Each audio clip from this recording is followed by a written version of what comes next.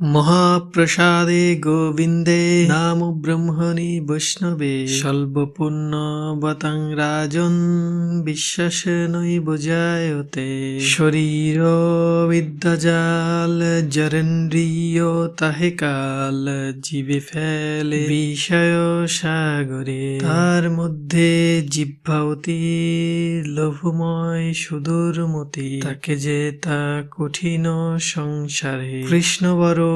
দয়াময় পরিবারে জিহ্বা জয় সপ্রসাদ অনুকল্প দিলা ভাই সেই অনুকল্প প্রসাদ অমৃত পাও রাধা কৃষ্ণ গুণ গাও প্রেমে ডাকো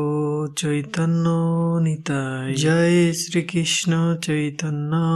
প্রভু নিত্যানন্দ শ্রী অদ্বৈত গদাধর শ্রীবাসাদি গৌর ভক্ত বৃন্দ হরে কৃষ্ণ কৃষ্ণ